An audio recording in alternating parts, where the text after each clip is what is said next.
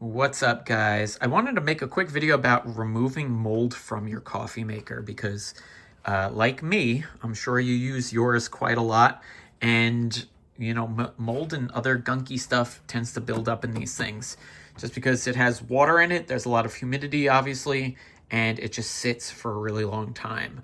So I noticed that I started getting some mold on the inside of this tank here, and especially at the bottom. That's usually the tricky part, where right in the corners and stuff, and especially around the inlet here, or outlet, whatever you want to call it, but around this guy, that's where you end up with a lot of mold. So that's something you definitely want to keep an eye on.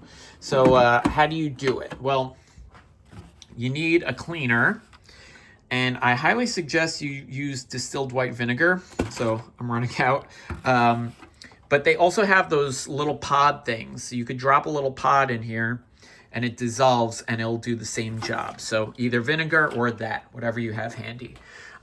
What I highly suggest, especially on a unit like this one in particular, is let it run through, like fill it up 50-50. If you do vinegar, 50% vinegar, 50% water, fill it up to the top, run it down about halfway, just running as many cups as you can through it, and then let it sit for a couple hours, okay? It definitely needs time to work, and that's because inside here, like right behind where my finger is, there's a tank that you can't see, obviously, but it's a tank that actually gets heated up in this unit in particular. So there's, probably a good 9 ounces of fluid inside of here, plus all the hoses that run around in here. There's a bunch of hoses inside this thing.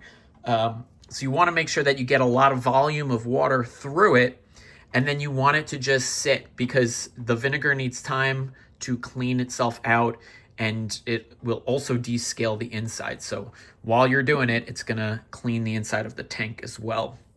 So you definitely want to give it some time to chill, and then run the rest of it through. Again, I like to just let it sit for as long as you can tolerate, and then just run clean water through it. I usually do a full tank through, and that's done a really good job for me. So this unit, I think, is going on 6 years old now, and it still works absolutely perfectly. So hope you guys found this helpful. If you want more information, I've got info on the site. So in the description, there's a link that gives you a full write-up of how to do this. If you're curious, like cleaning techniques and stuff, I've got everything there.